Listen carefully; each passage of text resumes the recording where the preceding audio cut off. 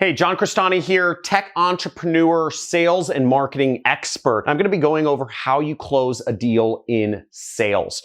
So really important thing, this is where the money, right? This is where the big money comes in if you close deals. And I'm gonna be going over exactly how to do this using the BANT framework, B-A-N-T, buyer, authority, need, time frame. And I'm also gonna go over a few different closes, such as the takeaway, as well as one of my best kept secrets, one of my best methods for doing sales and a framework so that the person can't say anything but yes if they've reached the end of your sales pitch. This is a pretty exciting presentation. Done a lot of sales in my time. I'm looking forward to helping you close more deals, make more money. Let's get into this video.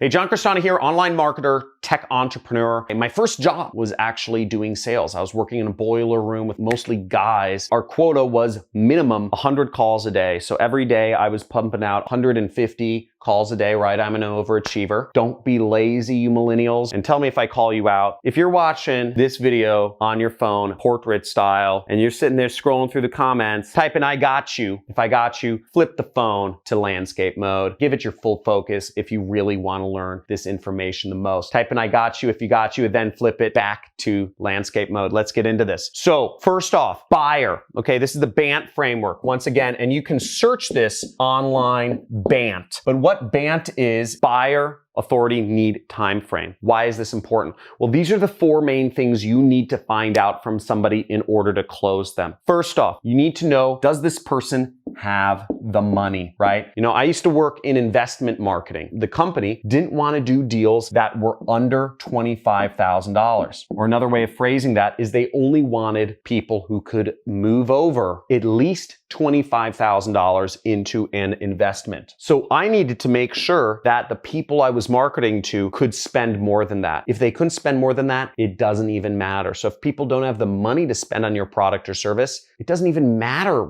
if you're pitching them, if they want it or anything else. They just are disqualified immediately. So always qualify based on money. Another thing is authority. So you want to make sure that somebody has the authority to actually make a decision. Now, for many purchase decisions, we're talking about small beans. Now, if you're selling consumer items online like this hat, which is, 25 bucks, then most people have the authority to purchase it. All they need to do is have a credit card. Authority becomes an issue is if you're selling a business product or if you're selling a more expensive product. You need to make sure that you're selling to somebody who can actually sign on the dotted line, fill out their credit card information if they're interested. So expensive products, this also matters if you are marketing to a broad audience. So for instance, if I'm marketing to people on YouTube, many of the people that are viewing my videos are under the age of 18. So they can't buy anything. Most of them don't have credit cards. If you are under the age of 18, let me know if you have a credit card in the comments. Type in, your age and yes, if you have a credit card, or your age and no. If you don't have a credit card, I'd be interested in knowing how many people under 18 have credit cards. But that's a real thing. Do you have the authority to buy? Next item is the need. Does the person actually need the product you are selling? Do they need it? Do they want it? They don't have any desire for whatever you're selling somebody. If you're in sales, oftentimes maybe you're talking to a gatekeeper type of person, right? First off, a gatekeeper doesn't have authority to make a buying decision. Maybe you're talking to some sort of employee. Maybe they're just wasting time. Maybe they're just talking to you to waste time on the job, and they don't actually care about purchasing your product or solution that you offer. So you always make sure that they have the need, the want, the desire to use your product. If they don't, you have to create it. You have to either create that want or desire, or you have to move on quickly. And oftentimes in sales, the best thing is to just move on quickly to somebody who does have the need. Now, the fourth factor is the T, and that means time frame. Is the person interested in buying this now? Or is it just something that's interesting to them in the future? because we want to earn commissions to close a sale. We need to make sure that the person is looking for our product, our solution now. And a good way to figure that out is simply ask the person, when are you looking to buy this product? When are you looking to make this decision by? If this is something that the person is saying, I'm really interested, I'm totally willing to buy your product, but it's just not the right time. I'm going to do it by the end of the year. I'm going to do it a month from now. Either you haven't done your job of creating enough desire for that, or you haven't shown them why they need it now. Now, once you've qualified people on all of these things, they are a buyer, check. They have the authority to buy, check. They have the need, want, or desire, check. And they're willing to do it in a reasonable time frame. You are ready to go. Now, if the person still doesn't buy, there's a bunch of different closing techniques. You can Google it. You can Google the term closes, right? Sales closes. But I'm going to only go over one sales close right here, which I believe is the most effective and the least scammy of them all. And it's just the takeaway. I don't like pressure tactics, but the point being, if somebody wants your product, you can just say, okay, maybe it's not a good fit for you. You aren't interested in doing this in the next month. I'm going to work with your competitor or something like that. Just take it away. Say, okay, sir, I'll let you figure it out. I found just when I was doing sales, because I do marketing, I focus on marketing, I still do like business development and other sort of relationships. I'll just take away. What I love about takeaways is it usually sorts the wheat from the chaff. It gets rid of the people who aren't actually interested in the product or who would be bad customers, but the people who are interested in being customers, it attracts them to you because they realize you are a figure of an abundance mindset. You don't need their business. And showing a customer that you don't need their business, that you run a fine business just on your own, it actually makes them more attracted to you. So that's a great method. And the other sort of secret tactic that I'm going to go over that has helped me just do sales amazingly well, I call it the box. And the box is when you're doing sales is making sure you answer every single question and concern that the customer can possibly have before they even bring it up. So if the customer has anything other to say to you than, yes, it's a deal, they seem stupid because they've already answered every single question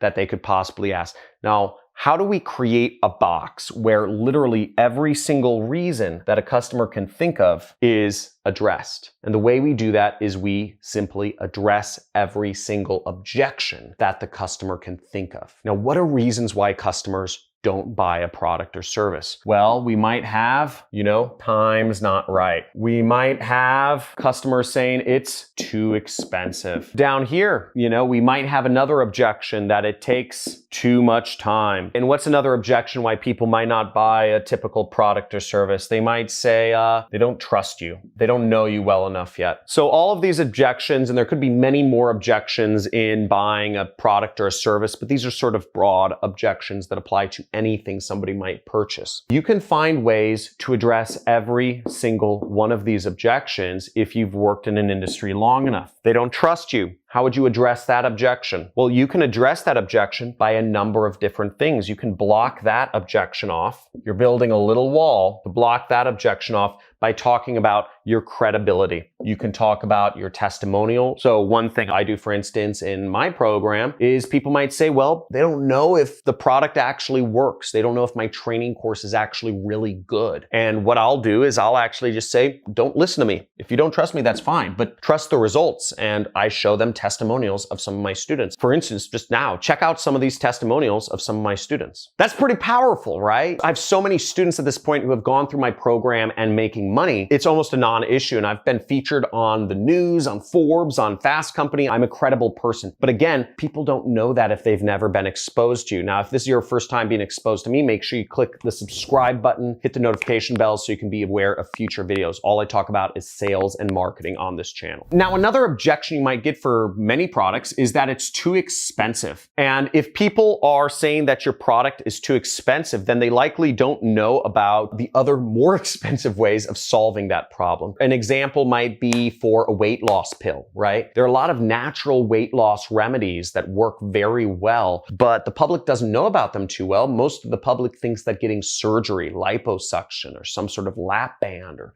some sort of thing like that, which is very expensive, hundreds or thousands of dollars, is a better solution. You can combat this by giving people evidence that your product is actually very cheap. So just say, hey, my product may cost $100, but if you were to get liposuction surgery, that costs $10,000. Or you could say, my product costs $100, but if you were to actually go to a gym and hire a personal trainer, you're going to be spending $200 a month, which is thousands of dollars a year. So you give people comparisons and you say, instead of spending $200 a month, just spend $100 with my company. You need to give people reasons to show them, to combat whatever their objections are. Too expensive? Give people examples of why your product's not expensive. Compare it to the competition, compare it to other solutions that are more expensive to show people. So as you see, we're starting to build a box here. Now let's go on. So we could talk about the timing's not right. You know, whatever product or service you're selling, you can give evidence for why the timing is right. And if people think it takes too much time